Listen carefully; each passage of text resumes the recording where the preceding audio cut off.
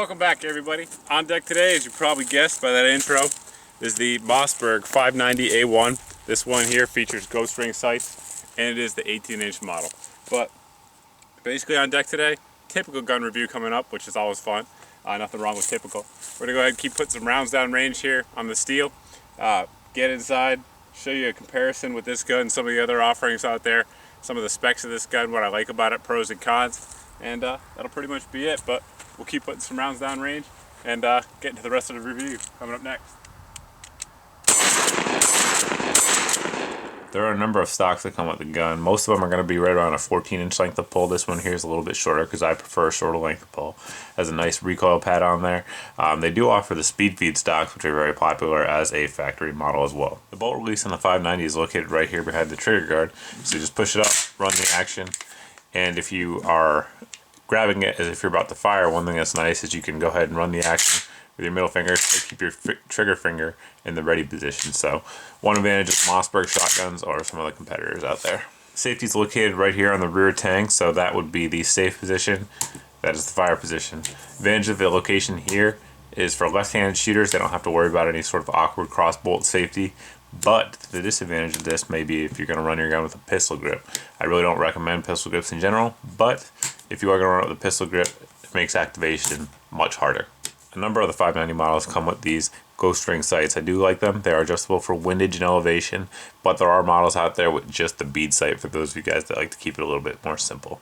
Looking at the bottom of the receiver, you'll notice the metal trigger guard, and you'll also notice the shell lifter there stays all the way up, so that way when you're loading the shotgun, you don't have to worry about pinching it like you would on some other shotguns out there. Obviously, when you go ahead and run the action, comes down, loads the next round in, lifts it up, goes into the chamber, and your next round's in the chamber. One aspect of the 590s that gets a lot of discussion out there on the forums is the receiver. The receiver here is an aluminum receiver.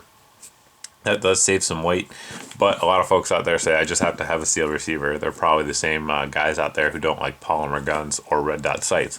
But there are folks out there that feel that way, so if you're one of them, something to take note of. That said, the lockup here on the gun is steel on steel. So you have your steel barrel here, and you have your steel lug where the bolt locks into place. It's not locking up aluminum on steel, so something to point out there.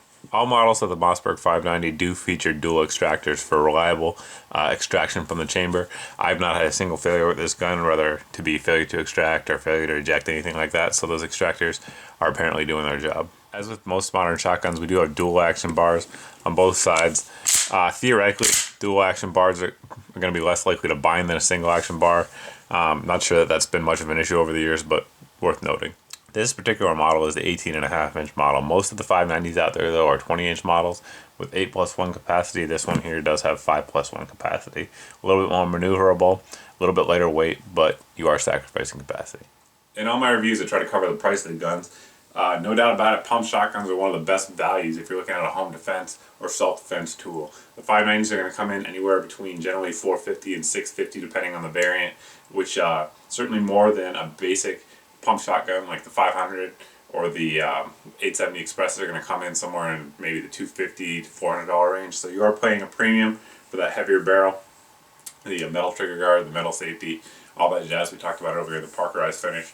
But the 590A1 is an excellent gun. It's proven. You guys, many of you know that this gun did pass the military's 3,000 round endurance test, the drop test, cold weather test, all that crap that it went through.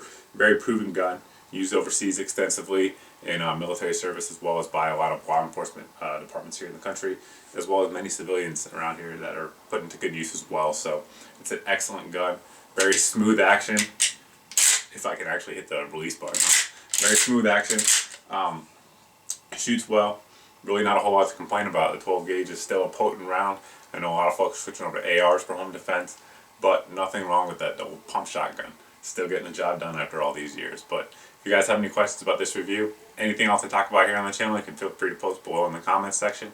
You can also post over at my Facebook page. But as always, guys, thanks for watching, thanks for subscribing, and I hope to see you in the next video.